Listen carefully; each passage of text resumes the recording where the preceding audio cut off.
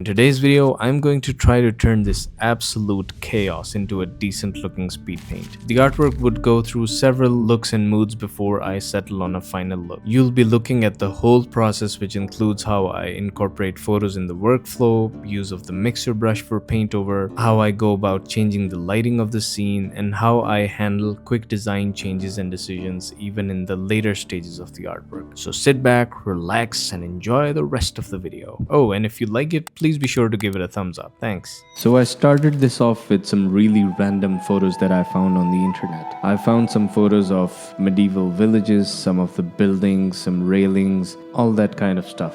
I found out that there is no one way to do this. You just keep on experimenting with the photos and see what fits. So I don't really have one photo that I use as a base plate. I just use multiple photos, break them down piece by piece, then use all of them to create something new and match their perspective and stuff. Kind of like Legos, basically.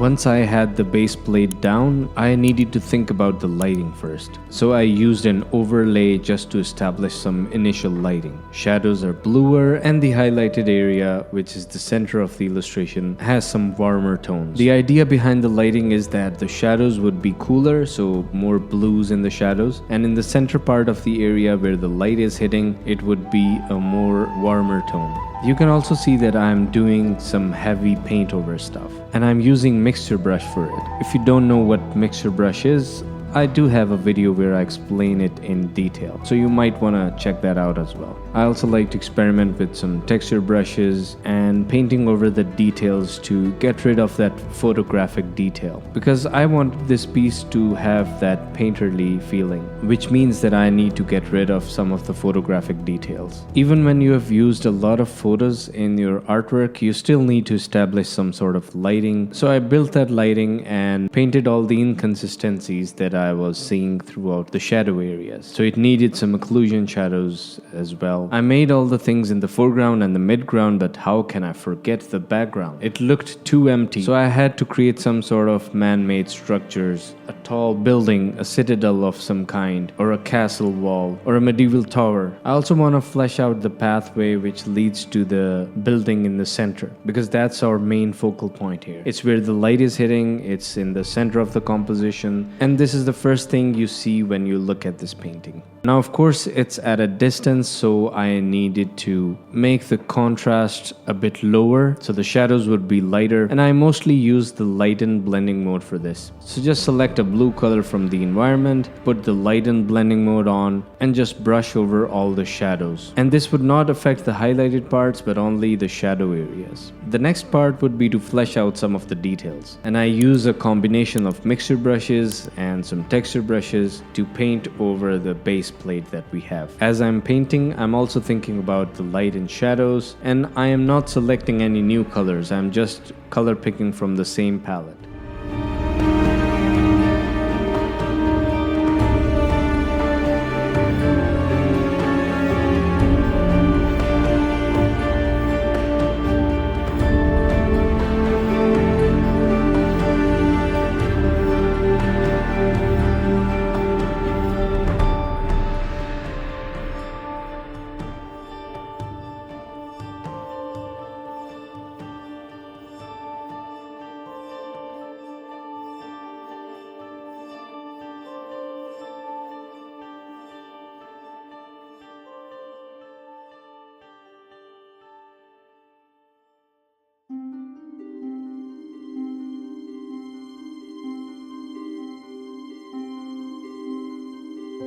This illustration went through a lot of different stages and a lot of different lighting scenarios, and I think the first transition is about to happen very soon, where I decided to change the lighting scenario of this and make this much more saturated and vibrant. So right now you could see that we have some green plants in the composition, but they don't really look like a saturated green color. And we have some color on the roofs as well, but they are really muted. So we could just push the saturation a little bit higher, and this would give us a more vibrant color palette.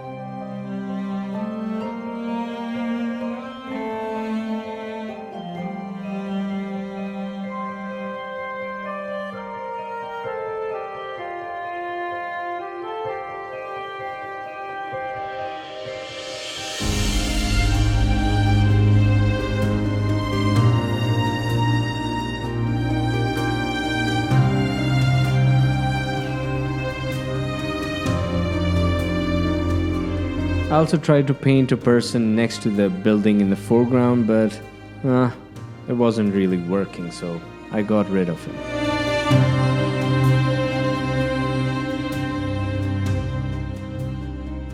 I did use some leaf brushes and some plant brushes in this, but you know what? I've always found them super difficult to use. It's so challenging to handle them because when I paint plants, I'm thinking about the 3D volume of that plant. So where are the shadow areas? Where are the highlighted areas? But when you get a flat look, it's very difficult to figure out where the light and shadow areas are. So what I do is that even if I use these plant brushes as flat stamped textures, I paint the light and shadows on top of them. And that's exactly what I did here.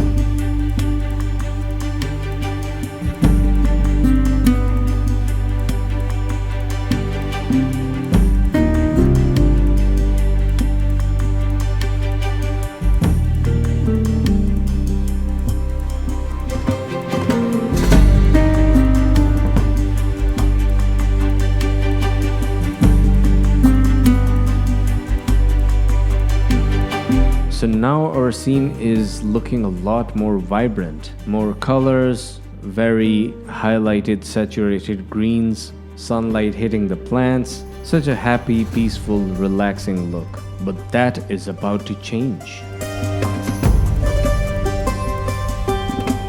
And here I decided to change that look, and I wanted to make it look like a place which is not exactly livable. I wanted to make it look like an abandoned village. So there's probably parts of this village has been burnt recently. So there would be lots of smoke and fog covering the area. Of course, if I am planning to add the fog and the smoke in this piece, the visibility of these buildings would be a bit limited. So what better way to crush the shadows than to use the lighting blending mode once again. And after that, some painted smoke. But wait, what if this scene had two knights engaged in a duel? A fight to the death. Such a perfect place and a perfectly good day for a duel, don't you think? And I found this really cool picture and I think this would do perfectly. But now it's really important that I paint on top of these figures because this has a really photographic feel.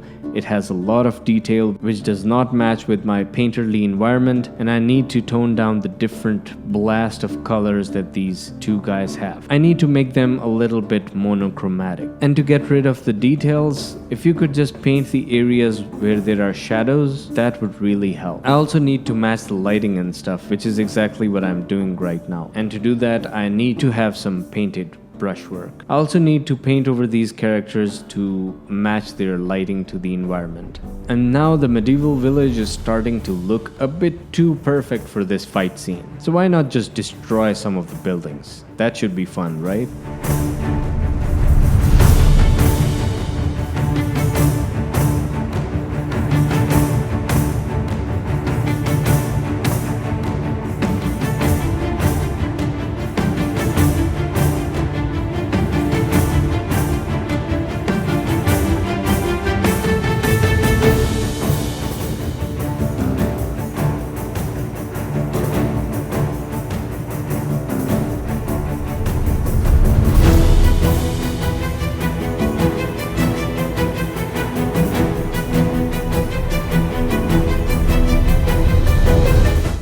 adjusting the colors and adding that teal look, I think this is looking pretty good. So now I am just adding some final brushwork to finish this piece.